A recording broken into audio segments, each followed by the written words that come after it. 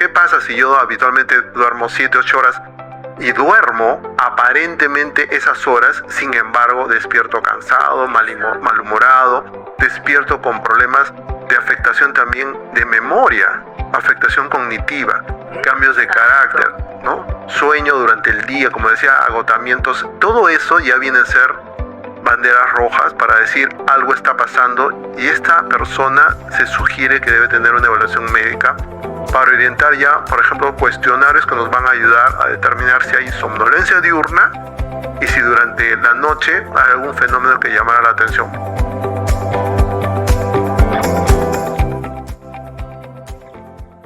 Muy buenos días, muy buenas tardes, muy buenas noches, mamás, papás, docentes que nos acompañan, familia TDH, comunidad TDH. Te saluda Carla Bocanegra, neuroeducadora, dándote la bienvenida a Yo Te Escucho, el podcast familiar de psicología, educación y coaching para empoderar a todos los padres y docentes que desean aprender más sobre la vida de sus hijos y también sobre el TDH, escuchando las experiencias vividas que van más allá de la teoría. Salimos todos los sábados con un episodio y, como el día de hoy, contaremos con invitados consagrados que desde su experiencia compartirán tips y estrategias para todos ustedes. Todo esto y más, y mucho más, en Yo Te Escucho, tu neuropodcast hecho con cerebro. Mamás, papás, queridos docentes que nos acompañan, querida comunidad, muy buenos días. Mes de junio, mes de papá, pero no solamente es el mes de papá como tal, sino es el mes de la salud masculina. Y este es un momento muy especial para detenernos a pensar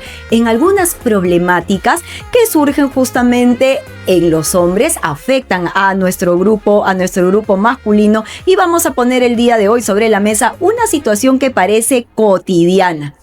¿Qué me dirías, mamá, si te dijera que el cansancio de papá no necesariamente es una medalla de honor por haber trabajado tanto, sino una señal de emergencia? Por eso el día de hoy vamos a conversar con nuestro invitado especial sobre apnea de sueño en los adultos y específicamente en los hombres. Damos la bienvenida al doctor Armin Delgado. El doctor Delgado es médico neurólogo de la unidad de neuropediatría del Hospital Rebagliati a cargo del Gabinete de Neurofisiología. Doctor Delgado, ¿cómo está? Muy buenos días y gracias por venir a nuestro podcast. Buenos días, gracias por la invitación. Realmente para mí es un honor compartir mi experiencia y obviamente mis vivencias personales en este mundo de la medicina del sueño. Pues sí, porque realmente, doctor, es un mundo no solo fascinante, no solo complejo, sino que también impacta, nuestra comunidad maravillosa de TDAH, quien le habla TDAH, pues el trastorno del sueño es algo que nos acompaña y con los que tenemos que empezar a lidiar, que ya iremos también hablando un poco sobre higiene de sueño. Pero hablamos un poco, doctor, sobre el ABC del sueño. ¿Qué es exactamente, doctor, la apnea del sueño y por qué no es necesariamente lo mismo a roncar? Bueno, el apnea del sueño es una patología que tiene mucha relevancia en la actualidad porque se ha convertido en una problemática de salud pública. ¿Eso qué significa? Que ahora tiene que ver con enfermedades crónicas que pueden aparecer sin tener un antecedente previo. Por ejemplo, hay pacientes que tienen diabetes en un gran porcentaje por factor genético, es decir, si dos padres tienen diabetes, 100% de hijos diabéticos. Si un padre tiene diabetes, 50% de hijos diabéticos. Entonces, hay pacientes que se ha podido determinar que con apnea del sueño hacen cuadros de diabetes de novo. ¿Eso qué significa? Que hacen cuadros nuevos. Aparece la diabetes asociada al apnea del sueño. Y otra de las circunstancias importantes también es la hipertensión arterial. Entonces, por esta realidad tan relevante, ahora el apnea del sueño ha sido considerada ya una problemática que involucra a todos nosotros. Doctor, también estaba leyendo en algunos artículos médicos acerca de las alarmas con relación al estrés, con relación a la adrenalina. También la apnea del sueño está involucrado en esto. Correcto, que hay una vía obviamente fisiopatológica, eso significa qué es lo que sucede durante el sueño. Nosotros vamos a hablar de un fenómeno conocido más como hipoxia, que es la falta de oxigenación. Pero este es un fenómeno intermitente. Nosotros hablamos de efectivamente una hipoxia intermitente durante el sueño. Es decir, cuando nosotros tenemos la obstrucción de la vía aérea superior, de manera intermitente empezamos a tener la pérdida de la saturación de oxígeno, o sea, la oxigenación no llega de manera adecuada al cerebro. Y esta alteración va a conllevar a, digamos, modificación de los receptores que tenemos a nivel cerebral para darnos cuenta que efectivamente estos niveles de oxigenación caen y por eso se produce un despertar brusco a través de una respuesta adrenérgica.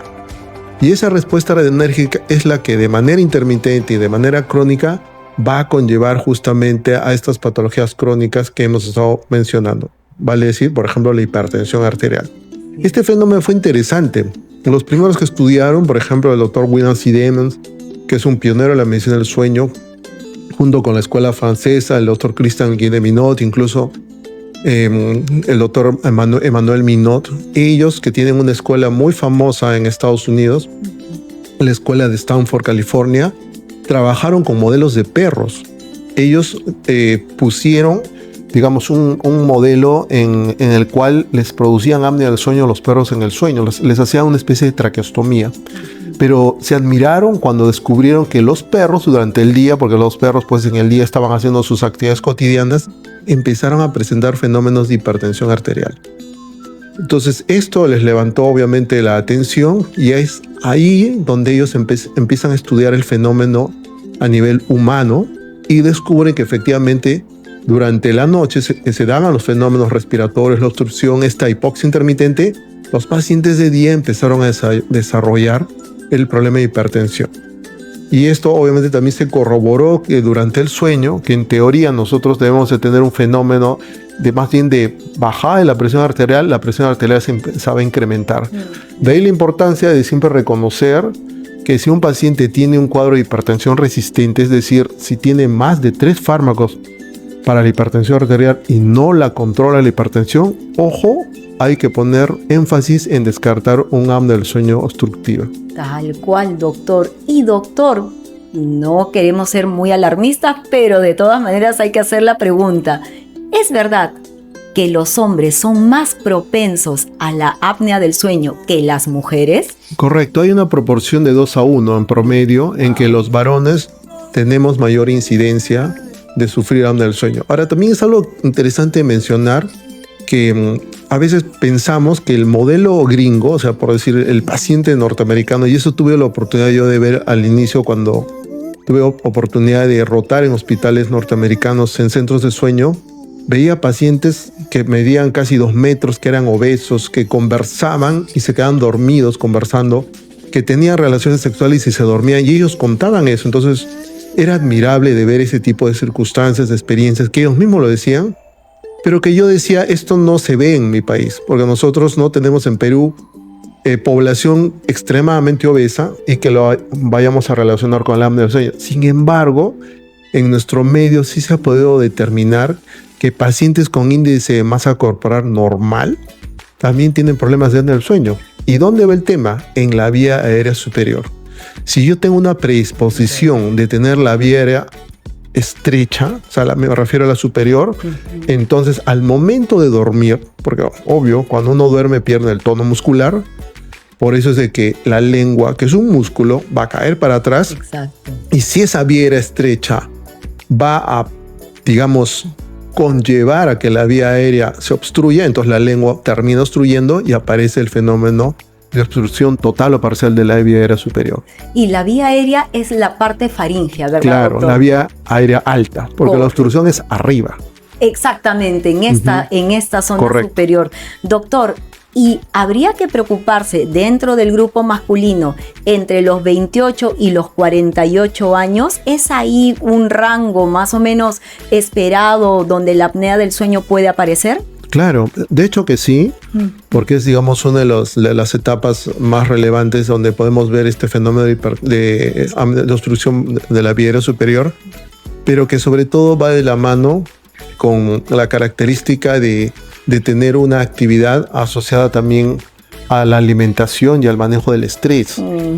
De hecho, muchas personas en ese rango de edad pues ya tienen una vida matrimonial, tienen hijos, y por las mismas circunstancias que nos toma, digamos, llevar en ese momento, es difícil que pongamos, digamos, en la carpeta de nuestro tablero de salud actividad física, lo que es deportes de manera regular, una dieta adecuada. Generalmente, por decirlo así, los varones en ese grupo de edad bajamos la guardia. ¿Por qué? Porque de hecho nuestro trabajo o nuestro tiempo se va a dedicar a otras cosas. Y eso es muy típico en varones de ese grupo etario que van a empezar a presentar sobrepeso, y ahí viene el otro factor interesante, el crecimiento del perímetro cervical. A veces ese mínimo detalle suena interesante, ¿no? Por ejemplo, preguntar, ¿ha cambiado su número de camisa, su talla de camisa? Exacto. ¿Le quedan las corbatas de antes? Exacto, y a veces los eso, cuellos. claro, eso no se pregunta, pero pasa desapercibido y sin embargo da una relevancia importante para poder darnos cuenta de los síntomas del apnea del sueño. Exacto. En otras palabras, papá, mamá, es la grasita del cuello. Ahí, si te está creciendo el número del cuello de la camisa, preocúpate. Doctor, usted acaba de mencionar algo muy interesante, ¿no? Un hombre se puede dar cuenta esta posibilidad de la apnea del sueño porque tiene una persona al lado, una mujer, una pareja, una esposa. Pero hoy en día también estamos con la tendencia de ver hombres a los 35, 38, 40 que todavía son solteros. Si un hombre es soltero, no duerme con alguien, ¿cómo puede darse cuenta que posiblemente está pasando por una situación de apnea del sueño? Acá hay una premisa que debemos siempre reconocer. Todo problema nocturno que sea relevante, importante, va a tener repercusión directa diurna. Hay mucha gente que dice, yo me despierto a cada rato, dicen que pateo, tengo muchos sueños, y le hago la pregunta, ¿y cómo está usted al día siguiente? Yo estoy bien, manejo perfecto, mis capacidades cognitivas son buenas, mis charlas excelentes, no me olvido, en mi trabajo estoy muy bien. ¿Dónde viene el problema? Aquellas personas que empiezan a mencionar que habitualmente eran, por ejemplo, rápidas en su trabajo, que no tenían cansancio ni no tenían agotamiento. Y que obviamente ellos empiezan a tener lo que se define como un tipo de deuda de sueño diurno. ¿Por qué? Porque si yo quiero entender si duermo las horas adecuadas o si mi sueño fisiológicamente es el adecuado, pues al día siguiente yo debo de despertar contento. Y ahí, si mencionamos, por ejemplo, la definición de higiene del sueño, ¿cuántas horas debo dormir? Es genético. Lo mínimo en adultos 6 horas. Pero hay gente que puede dormir mucho más. Pero ¿cómo entenderlo si es que yo duermo las horas adecuadas para mí y al día siguiente estoy bien? Si yo duermo, por ejemplo, 7 horas y al día siguiente despierto normal, entonces estoy bien. Pero ¿qué pasa si yo habitualmente duermo 7, 8 horas y duermo aparentemente esas horas, sin embargo despierto cansado, malhumorado, despierto con problemas de afectación también de memoria, afectación cognitiva, cambios de carácter, ¿no? Sueño durante el día, como decía, agotamientos, todo eso ya viene a ser banderas rojas para decir algo está pasando y esta persona se sugiere que debe tener una evaluación médica para orientar ya, por ejemplo, cuestionarios que nos van a ayudar a determinar si hay somnolencia diurna y si durante la noche hay algún fenómeno que llamara la atención. Por ejemplo, el movimiento periódico de extremidades, que puede estar muy asociado también a la apnea obstructiva del sueño. Que es lo que nosotros podríamos llamar como las piernas inquietas. Claro, pero las piernas inquietas se dan durante, digamos, la vigilia en la transición hacia sueño. Oh, interesante. O sea, cuando uno se está quedando dormido, aparece esta sensación de disconfort en las piernas, sobre todo en las piernas, porque también puede ser en brazos, y uno tiende a moverlas. Y al moverlas se quita esa sensación incómoda. Pero, ¿qué está produciendo este fenómeno? Fraccionamiento del inicio del sueño. Entonces, esta persona no puede dormir, pero cuando se duerme, empieza a moverse, a tener movimientos periódicos del sueño. Y eso se ha podido determinar que, por ejemplo, el 30% de pacientes que tienen piernas inquietas van a hacer movimiento periódico de extremidades durante el sueño. Es decir, van a brincar, saltar rítmicamente durante toda la noche. Y eso que va a conllevar a un exceso de alertamiento en el cerebro. A mí, por ejemplo, me pueden tocar un poquito con el dedo y esas pruebas se han hecho. O sea, estoy dormido, me tocan al hombro, por ejemplo, con una intensidad suave y no hay ninguna alteración en mi ritmo cerebral. Sin embargo, si el estímulo táctil es más intenso, se va a ver que hay un cambio eléctrico a nivel cerebral y eso se llama un fenómeno de alertamiento. Correcto. Eso, cuando es muy intenso, ya empieza a producir microdespertares. Y un microdespertar, en teoría, debe ser menos de 10 segundos. porque cuando pasa más de 10 segundos ya uno tiene un verdadero despertar y va a decir, wow, son 3 de la mañana, se me fue el sueño. Pero los micros despertares son muy frecuentes y estos están quebrando, están fraccionando la arquitectura del sueño. Por ejemplo, el fenómeno respiratorio en apnea del sueño está produciendo alertamientos, está produciendo micro despertares, y por eso la persona que tiene apnea del sueño al día siguiente despierta y dice, pero si he dormido mis horas, estoy cansado como no hubiese dormido. Y eso es correcto, porque cuando analizamos, por ejemplo, un estudio de polisonografía, vemos que la actividad cerebral desde el punto de vista eléctrico ha sido alterada. Y también entonces sí es correcto, la percepción de un hombre es correcto cuando dice, me olvidé. Es porque no estoy durmiendo bien. También la relación es directa. Claro, hay alteración directa de la memoria. Y eso es algo que sí se debe mencionar, ¿no? Recuerdo mucho, con mucha alegría, anécdota, haber tenido la oportunidad. En el año 2003 estuve en el Congreso Nacional de la Academia Americana de Medicina del Sueño en Chicago. Ahí se presentó el doctor William C. Demen para hablar sobre el descubrimiento del sueño REM. El sueño REM lo descubrieron en 1953. Se estaba festejando los 50 años del descubrimiento del sueño REM. Incluso mencionaban que lo hicieron de manera anecdótica, incluso hasta como un tipo de castigo a uno de los fellows que hacían este tipo de estudios. Lo mandaron a este fellow, a este médico en entrenamiento, a que paloteara, por decirlo así, el movimiento de los bebitos de los ojos. Entonces ese era su castigo, entre comillas, ¿no? Quedarse toda la noche viendo en qué grado se movían los ojos. Entonces este médico al día siguiente le dijo al jefe de que había notado que estos movimientos oculares se daban con mayor frecuencia, o sea, me refiero a los movimientos rápidos, en el tercio final de la noche. Entonces eso le llamó la atención a ellos y empezaron a profundizar esta evaluación, porque habían creado pues los electrodos que le ponían a los ojitos, que se llama electroculograma, y descubrieron que efectivamente había un patrón distinto asociado a las ondas cerebrales. Eso fue el pilar del inicio del descubrimiento del sueño REM. Y el sueño REM tiene una relevancia importante porque ese es el sueño activo, es el sueño donde se dan una serie de fenómenos, digamos, de aprendizaje, es el sueño donde se forman los engramas sinápticos, que como decíamos antes, es sinónimo de aprendizaje a largo plazo. Yo ahí me quedé admirado porque el doctor William C. Demen en un auditorio grande preguntó, ¿aprendemos dormidos o despiertos? Entonces yo fui de los que levantaron el brazo diciendo despiertos. Y ahí nos dijo que no, que se aprendía durante el sueño. Es decir, cuando nosotros dormimos bien, toda la información que hemos captado durante el día se empieza a trabajar durante la noche. Es como decir, toda esta información se guarda en casilleros, en cajas fuertes y se almacena de manera segura. Ahí pude entender que cuando fui estudiante de medicina y me amanecía para probar anatomía, pues solo me duró el aprendizaje 6 meses. Y esto quizás 1 año. Por eso decía, no lo recuerdo, tengo que volver a estudiar, porque nos amanecíamos por aprobar el examen de anatomía. Y no entendía por qué pasaba esto. Entonces en ese momento me di cuenta, es cierto, no dormía, obviamente no había un aprendizaje. Exactamente, así es que papá, mamá, ya sabes, memoria de largo plazo está altamente asociado con el dormir. El aprendizaje va hacia la memoria de largo plazo en ese momento del descanso, en ese momento de dormir.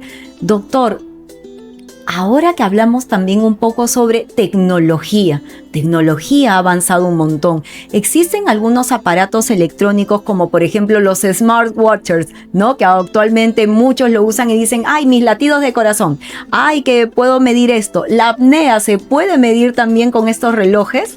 Bueno, no estoy en contra de la tecnología, obviamente. Estoy de acuerdo que la ciencia está a beneficio de nuestra sociedad.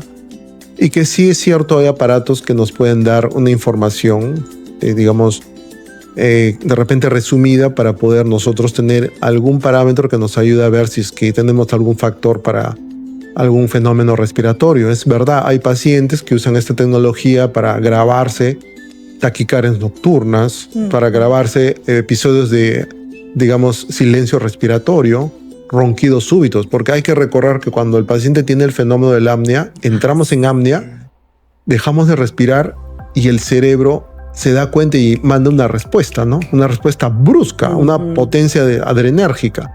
Imagínense, ahorita estamos conversando acá y si entra un león. Instintivamente, porque ese es un tema de vida o muerte, yo soy capaz de tirarme por la ventana sin medir lo que va a pasar después, pero es una respuesta adrenérgica, es decir, estamos entre la vida y la muerte. Así es. Entonces, esa respuesta adrenérgica es súbita.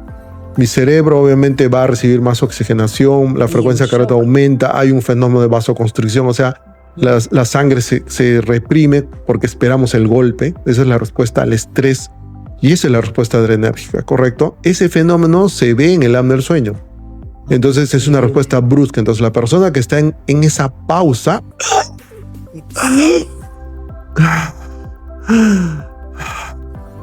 vuelve a respirar normal, porque si no rompe el apnea va a ser muy prolongada. Entonces el cerebro trata de manifestar una respuesta positiva a ese fenómeno. Sin embargo, este fenómeno de repetición, porque es un fenómeno, como mencionamos, adrenérgico, va a conllevar a la larga procesos patológicos como es el desencadenamiento de la hipertensión arterial, ¿no? Y todos los fenómenos asociados.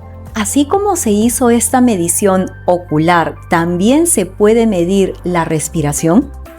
Sí, también hay sensores. Por ejemplo, ahora están haciendo mucho más estudios ambulatorios. Están poniendo sensores, digamos, en modelos tipo smartphone, ¿no? Smartwatch, que nos van a ayudar, como le digo, de una manera importante poder ver este tipo de fenómenos. Si esta información va a ser relevante, entonces sí se sugiere que los pacientes que tengan acceso a esta tecnología puedan tener un estudio de polisonografía, por ejemplo, hasta ambulatorio, porque eso ahora se está viendo con mucha más facilidad, y que en su domicilio se haga el diagnóstico. Por supuesto que también se puede trabajar con los estudios poligráficos, que para entenderlo es como una polisonografía, pero digamos de manera resumida, que también es mucho más práctica, más económica. Pero los estudios de polisonografía en domicilio han resultado muy prácticos, mucho más fáciles de los, digamos, pacientes que puedan pagarlo.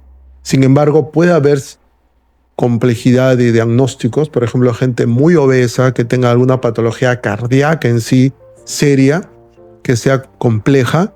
En este tipo de pacientes yo sí sugeriría que el estudio sea en laboratorio de sueño, es decir, bajo monitoreo de personal entrenado, incluso bajo cualquier emergencia, con médicos que puedan estar de retén ante un evento, digamos, relevante, ¿no? Hay pacientes que hacen apnea del sueño severísima, que tienen, digamos, un índice de masa corporal muy alto, que tienen niveles de somnolencia también muy elevados y que pueden hacer incluso fenómenos de asistolia, o sea, es decir, el evento respiratorio puede conllevar a un tipo de paro cardíaco. Exactamente. Y ha habido los casos, se ha tenido oportunidad de ver pacientes que han tenido estos fenómenos, incluso siendo jóvenes, han tenido repercusión muy seria en su salud.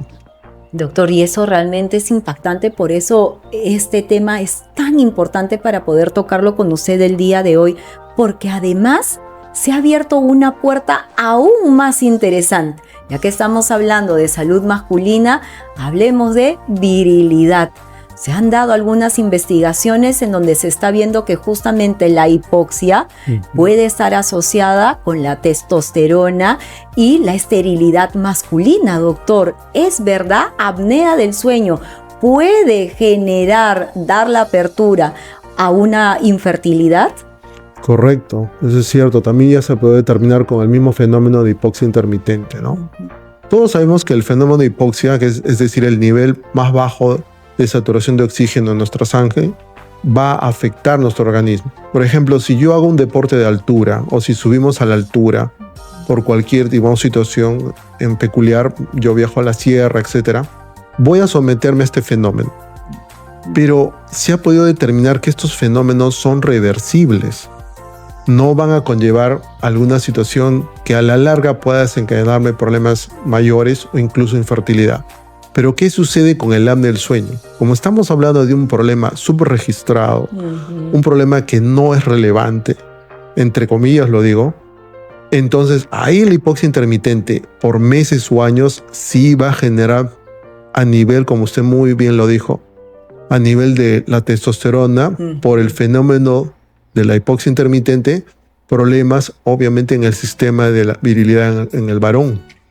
De ahí también la importancia de nosotros poder ver con otro tipo de ojos esta situación en la población.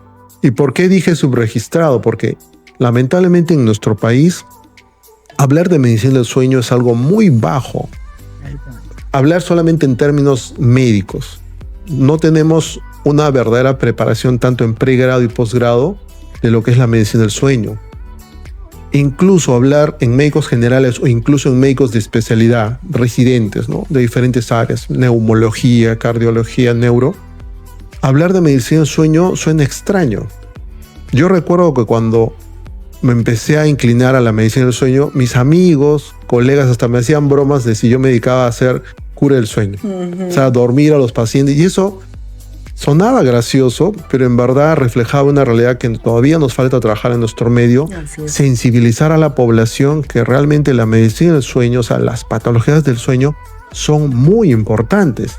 El mañana empieza hoy en la noche. Yo quiero estar mañana apto para mis actividades, no sé, mañana día del padre, quiero salir a correr en bicicleta temprano, quiero preparar un jugo para mis hijos. Pues depende de si hoy día me acuesto a mis horas.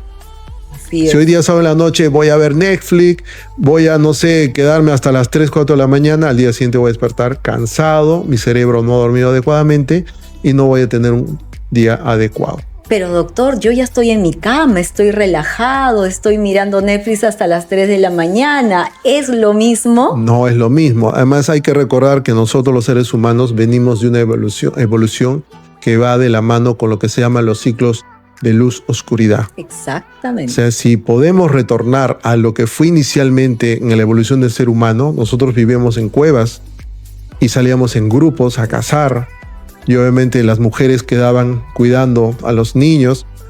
Entonces, en esos años, en esas épocas que los seres humanos empezaron a convivir en comunidades, todo se formaba en base a los ciclos de luz-oscuridad. Y los mamíferos, en este grupo que somos, digamos, nosotros los más avanzados, nuestro cerebro está altamente desarrollado en eso. O sea, ¿qué podemos decir?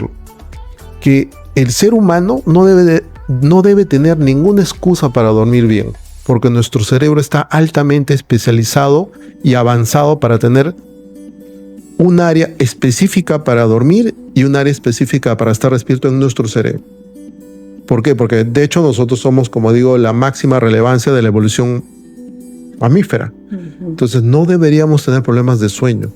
Tenemos una área muy importante en nuestro cerebro llamada el hipotálamo posterior, que tiene que ver con la vigilia, y el hipotálamo anterior con el sueño.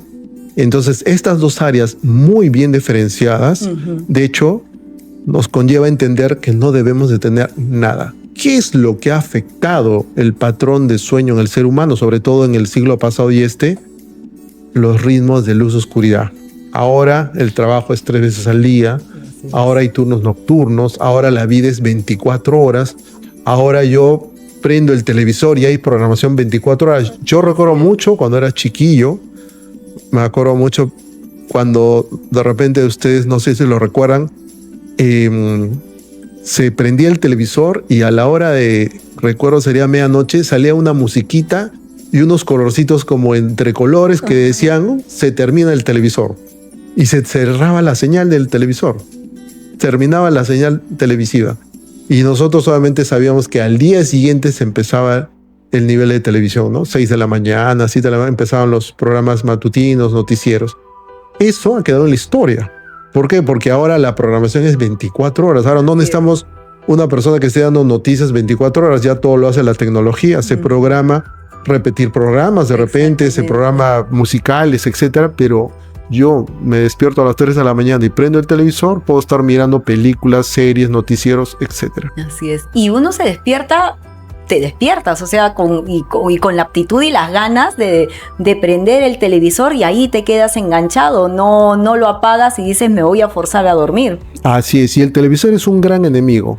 Sí. Yo recuerdo mucho, y lo digo con cierto orgullo, cuando me casé, mi esposa quería televisor no solamente en la habitación nuestra, sino en todas. Y yo peleé en ese momento y le dije, solo una en la sala. ¿Y por qué lo hice? Porque tuve oportunidad de conocer un médico hindú cuando fui residente y fue a un centro de sueño en Estados Unidos. Y él me dijo, tú tienes que vivir como un verdadero médico que hace sueño. Y me llevó a su habitación y solo vi un baño, una cama cómoda y no había más. Entonces le hice la pregunta y me dijo, nada de estímulos, ni el celular. Este es un lugar sagrado, me dijo. Acá te quitas los zapatos antes de entrar y todo eso es un lugar sagrado.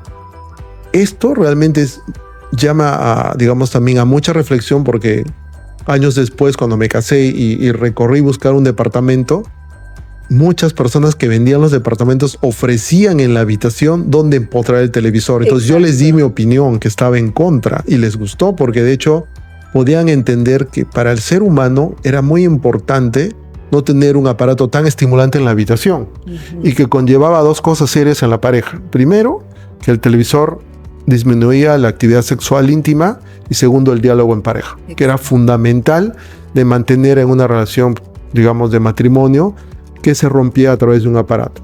Tal cual, doctor. Acá mi productor también atentísimo con el tema de la apnea, también el matrimonio, pero porque en realidad, doctor, es así. O sea, realmente el tener una higiene de sueño y todas las variables que hay alrededor realmente generan un impacto en decir, no solamente, por ejemplo, en el caso de los TDAH, preocuparnos porque tengamos un trastorno, no, sino porque también nosotros mismos podemos ocasionarnos generar estos cambios en el ritmo circadiano y estar forzándonos a llevar un estilo de vida que al final va a ser contraproducente para nosotros. Doctor, entonces ahí se me vino una pregunta también a la mente.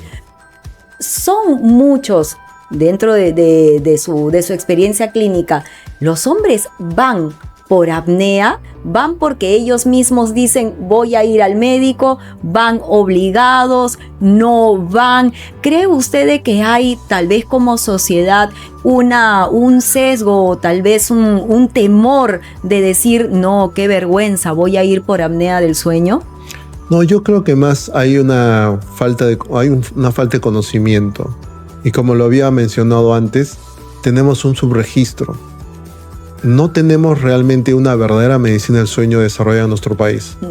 A mí, por ejemplo, me encantaría en el Hospital Rebagliati, que es mi sede de trabajo, decir a mis pacientes, hoy día tengo consultorio de somnología. ¿Cómo? ¿Somnología? ¿Qué es eso?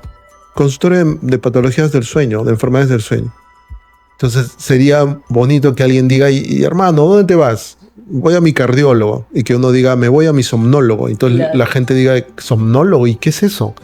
Es mi médico que me ayuda en mis problemas de sueño porque tengo insomnio tecnológico y creo que tengo un problema también respiratorio nocturno y me están evaluando.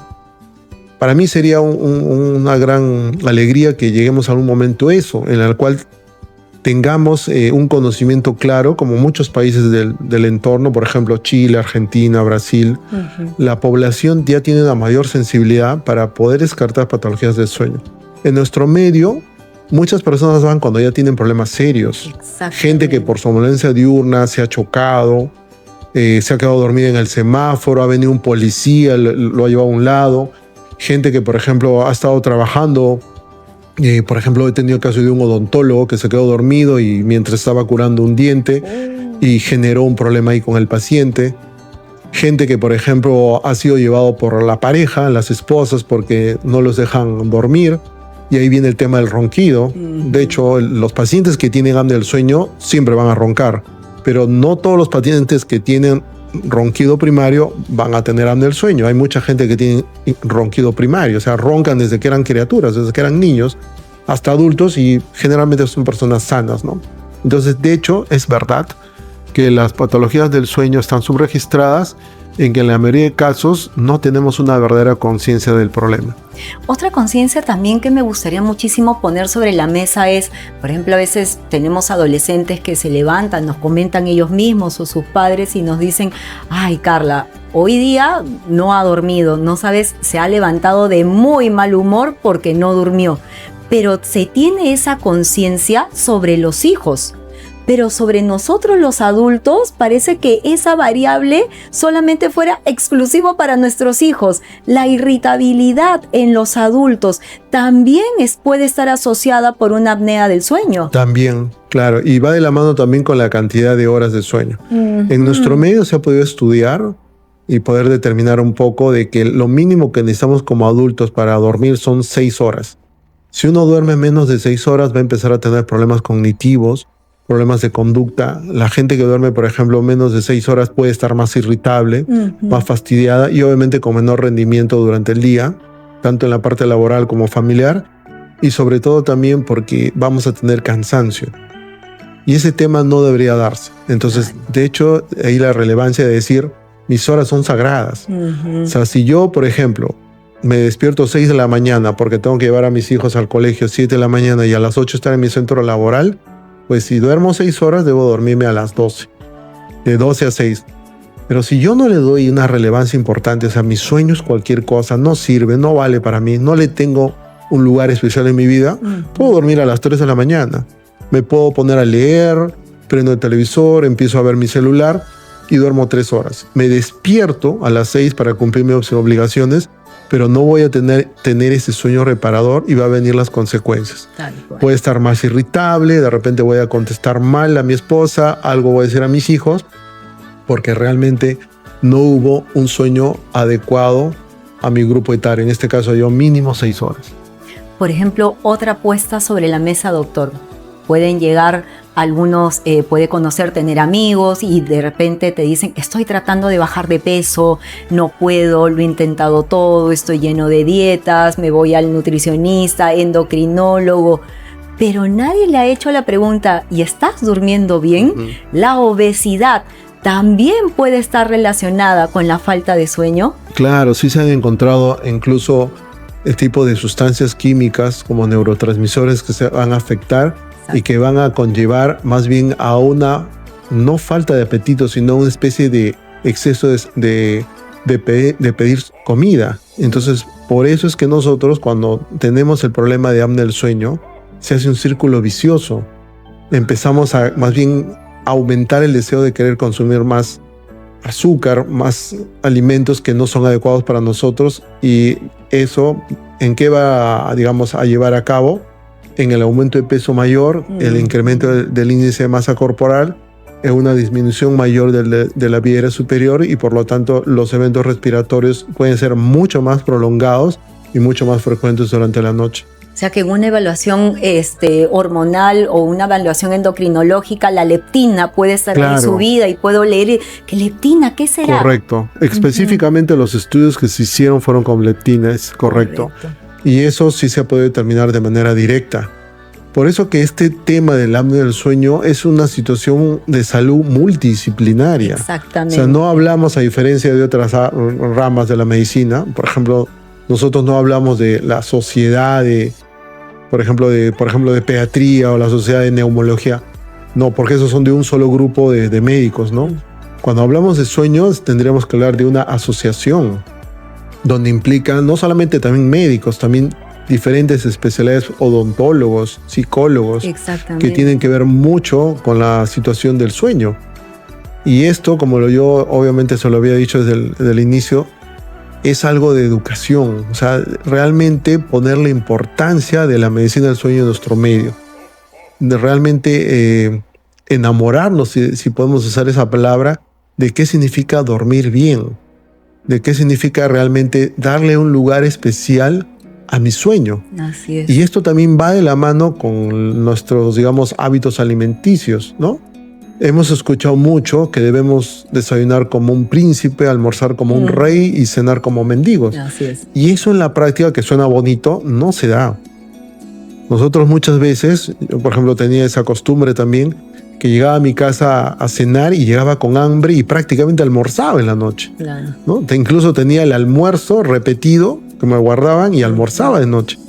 Pero no tenía una buena digestión, empecé a subir más de peso. Y uno se da cuenta que eso no es lo más saludable.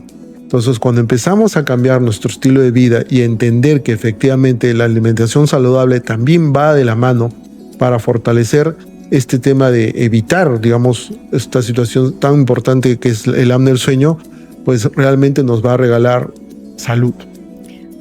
Así como mencioné la leptina, me viene por el trabajo con los TDAH el cortisol. Si estamos hablando justamente de ciclo circadiano, también la apnea del sueño puede incrementar nuestros niveles de cortisol, que ahí es bloqueo de corteza prefrontal, no voy a poder resolver problemas, no voy a estar apto tal vez como papá a ayudar a mi hijo cuando necesite un apoyo. Así es, claro, digamos, a la hora que se segregan esas hormonas como el cortisol, tienen patrones. De hecho, los horarios nocturnos están de la mano con esto y sí se puede determinar que también hay una relación directa. Sabemos que los niños, por ejemplo, con TDAH, que son niños que se pueden ver con situaciones de, digamos, de apnea del sueño, sí se ha visto que en ellos de manera interesante no van por somnolencia diurna excesiva, como podría ser un adulto. Ellos van por problemas de conducta, irritabilidad. Y eso tiene que ver mucho, como se mencionó, como usted bien lo ha dicho, sobre la corteza prefrontal. Desde ahí viene el mismo principio. Los niños necesitan dormir sus horas. Y esto va de la mano con nosotros los adultos. Por eso yo había mencionado y algunas veces lo digo, porque como yo trabajo en un área neuropediátrica en el Hospital Rebagliati y tengo oportunidad de hacer consulta cuando van los niños, muchas veces entran niños de 6, 8, 10 años con el celular en la mano. Y yo le digo a la señora, por favor, no le dé, este es el gran enemigo. Este aparatito les va a generar problemas. Y ella lo riñe delante mío al niño. Le digo, señora, no lo riña, usted es la responsable.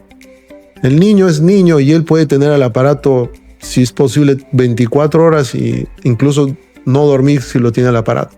Las normas las ponemos los adultos, los padres, ¿no? Entonces es un tema de educación para poder manejar la calidad del sueño.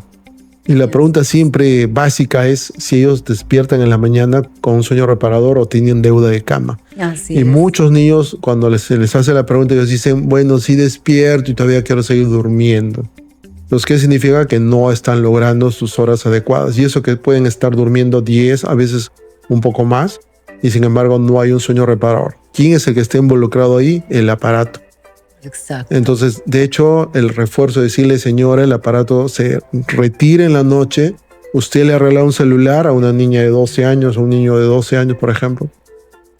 Entonces, usted no le dé el celular todo el tiempo y se sugiere que en la noche usted le entreguen el celular para que se garantice que el niño pueda dormir de manera adecuada. Porque el niño coge el celular y él, por su inmadurez cerebral, su inmadurez emocional, puede estar con el aparato despierto y al día siguiente no haber dormido casi nada. Y usted tiene toda la razón, doctor, también cuando hablamos sobre el diagnóstico TDAH, porque tratamos de enseñar que no todo es TDAH, una impulsividad, una desregulación emocional, irritabilidad, que son parte de, ¿no?, del diagnóstico, no necesariamente tiene que calzar en un TDAH. Puede ser un chico que está durmiendo mal y que con la regulación y la higiene del sueño va muy bien. Doctor, y entonces se me presenta a mí tal vez un posible mito. ¿Es verdad que el alcohol puede ayudar a dormir mejor y reducir los ronquidos? No, eso es falso. Eso es falso porque en verdad el alcohol no es un estimulante, es un depresor. Así es. Entonces mucha gente utiliza el alcohol como, digamos, un desinhibidor para que, o sea, yo me siento desinhibido, me siento de repente menos tímido. Tal cual. ¿No? Voy a una reunión social y de repente, pues, como adulto digo, quiero salir a bailar con mis amigos, con mis amigas y no me atrevo. Ajá. Pero sin embargo, me dan el alcohol o tomo un vaso de alcohol y yo siento la desinhibición y digo, wow, ahora sí lo hago. Pero en verdad no es así, tiene un efecto contrario. Entonces, más bien, el alcohol como un depresor del sistema nervioso central no va a conllevar a que yo tenga una mejor calidad del sueño. Más bien lo que va a hacer el alcohol es incrementar lo que yo le había mencionado, los famosos alertamientos arousal que se llaman en inglés, que vienen a ser microdespertares fisiológicos que nosotros podemos tener durante la noche. Por ejemplo, una mujer con insomnio, tiene incrementado el sistema de hiperalertamiento.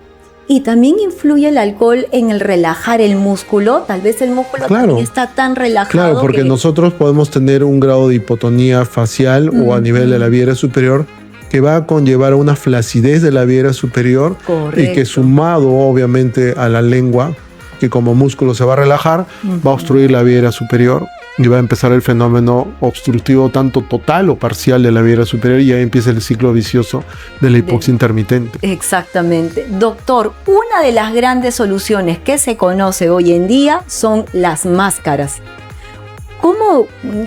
¿Cuál es la vanguardia en este momento? ¿Se siguen usando las máscaras? ¿Ya no se usan? ¿Los hombres lo usan primero y después es un tratamiento que se deja? ¿Cuán bueno está siendo el uso de las máscaras actualmente?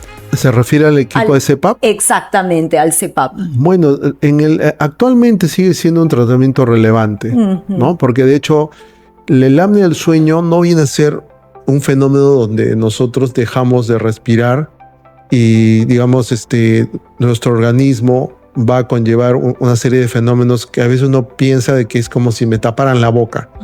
No, es un fenómeno como habíamos dicho desde el principio, de hipoxia intermitente. Exactamente. Entonces, la obstrucción es a nivel de la vía superior. Entonces, estos equipos se diseñaron no para dar oxígeno, sino para poder dar un colchón o un flujo de aire y rompa la obstrucción total o parcial de la vía superior.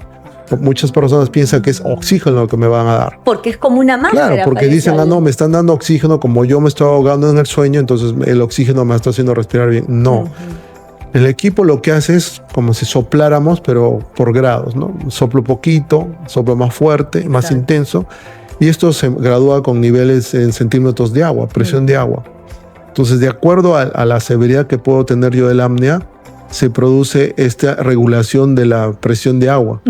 Y estos equipos al final lo que van a buscar justamente, porque son métodos no invasivos, son métodos entre comillas simples que pueden tener efectos adversos menores, no son métodos quirúrgicos, porque en un gran porcentaje de pacientes sí se ha visto que van a funcionar. La parte quirúrgica que se puede hacer no es algo que en la actualidad, digamos, esté como el tratamiento más común. El más común y fácil de hacer sigue siendo el equipo de CPAP, ¿no? Digamos, el de la presión positiva, que puede hacer tanto como de una sola presión, que es la presión continua de aire, o puede ser de dos presiones, que es lo que se llama BiPAP, y va de la mano con el grado de apnea del sueño que pueda tener.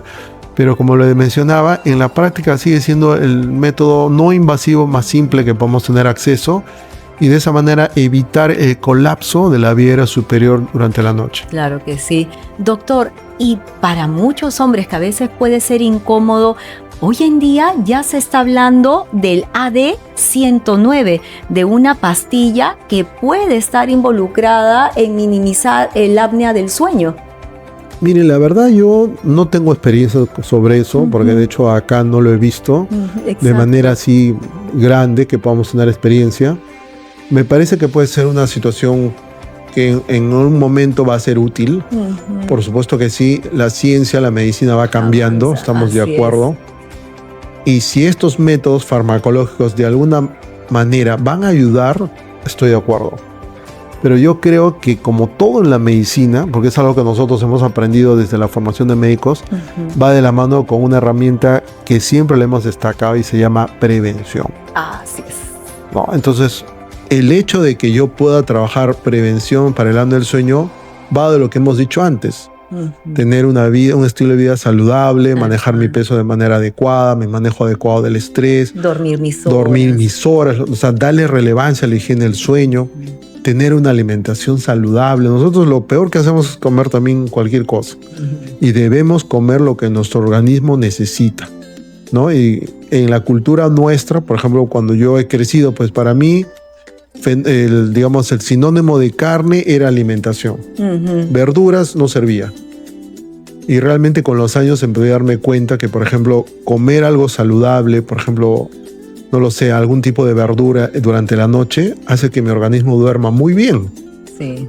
Ahora último, recuerdo mucho, hace como creo que 3 meses, me invitaron chicharrón a las 7 de la noche y no podía dormir. Una digestión increíble. O sea, he perdido práctica, serán los años, pero no podía dormir. O sea, mi organismo se había, obviamente, y es algo interesante de reconocerlo, de tratar de usar, digamos, algo ameno de entender esto, porque de manera práctica podemos decir, a las 7 de la noche está roncando el hígado. Nuestro hígado está feliz durmiendo a 7 de la noche. Y hay que dejarlo tranquilito. Así es. ¿Qué pasa si yo llego 10 de la noche o voy a una reunión y boom, me invitan un sándwich? Lo estoy golpeando a mi hígado, despierta, y lo estoy maltratando, ¿no? Y él está roncando a las 7 de la noche, ¿no? Y él debe descansar como un órgano noble. Así que se encarga de todo el metabolismo, de la, digamos, la parte alimentaria. Exacto. Que tenga sus horas de sueño nuestro hígado. Hay que cuidarlo. Y sin embargo, a veces uno no tiene conciencia de eso. Y el hígado, pues como es noble, es como el alumno en el colegio que le pegaban y no grita, no se queja. Él se va a quejar al final cuando llora. Y el más llorón, pues el cerebro. El cerebro es ese alumno que lo tocaban y gritaba, profesora, me molestan, ¿no? Entonces, ese órgano noble como es el hígado hay que darle su lugar, ¿no?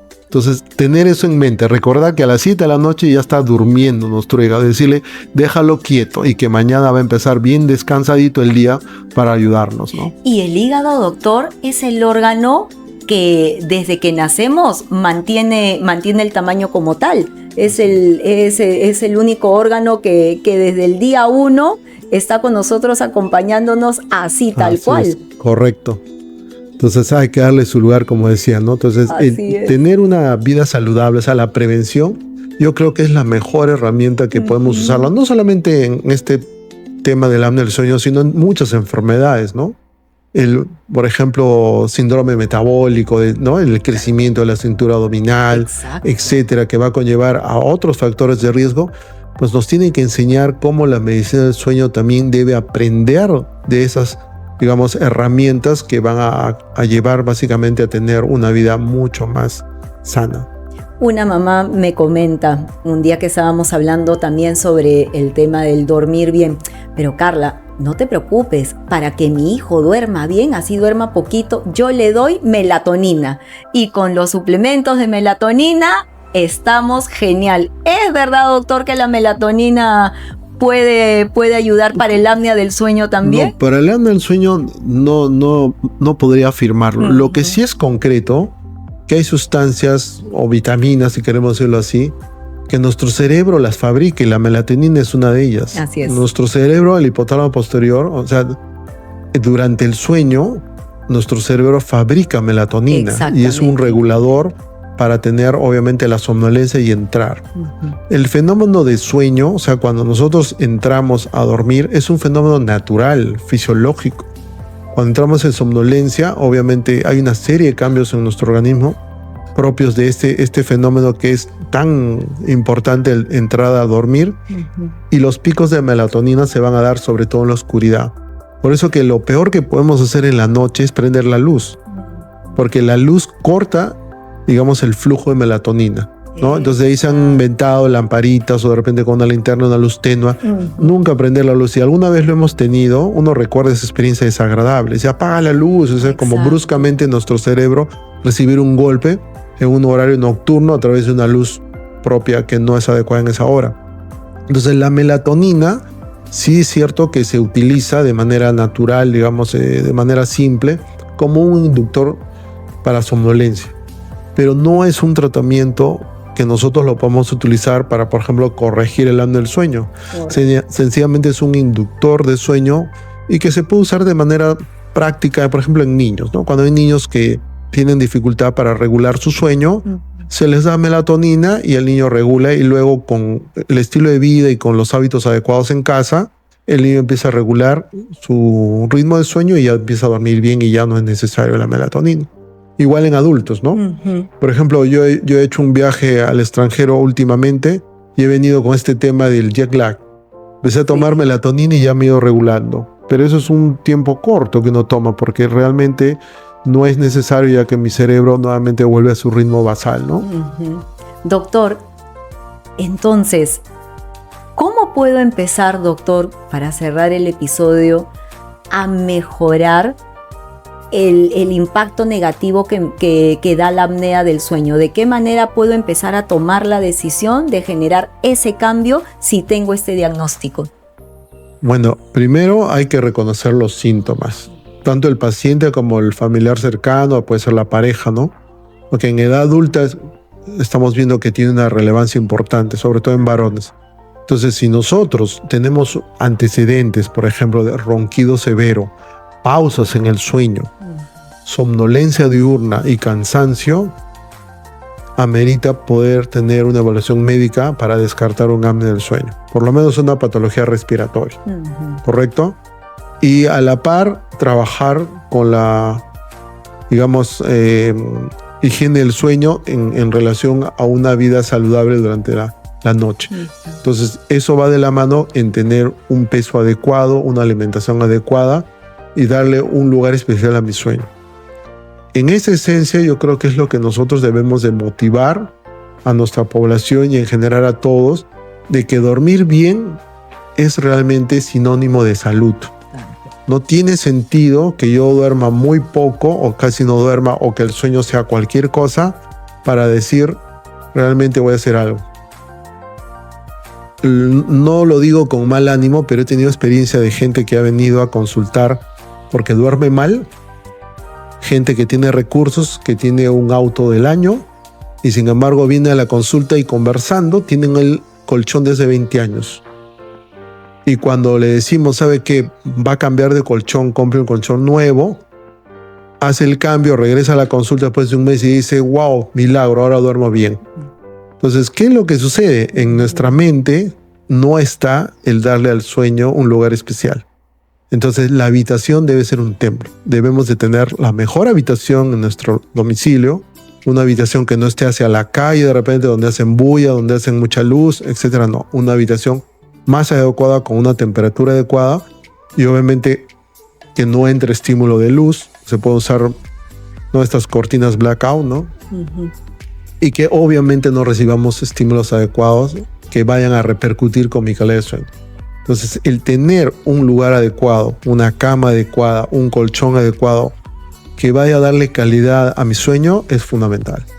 Pero tiene que existir ese pensamiento en mí de que mi sueño es relevante, que mi sueño, como dije antes, el mañana empieza hoy en la noche. Tal cual. Doctor Armin Delgado, muchísimas gracias por haber estado el día de hoy. Totalmente relevante cada uno de sus consejos, y el amor por nuestra almohada, por nuestro sueño, abrazar y enamorarnos de esos tiempos va a ser fundamental. Con o sin trastorno, para salud masculina es importante generar todos los acuerdos que usted nos ha dado el día de hoy. Muchísimas gracias, doctor, por haber estado con nosotros. A ustedes, Dios los bendiga. Gracias. Muchísimas gracias. Y papá, mamá, pues te saluda Carla Bocanegra, neuroeducadora. Te dejo un abrazo inteligente y te deseo buen mes del padre y buen fin de semana. Hasta pronto con todos. Muchísimas gracias, doctor.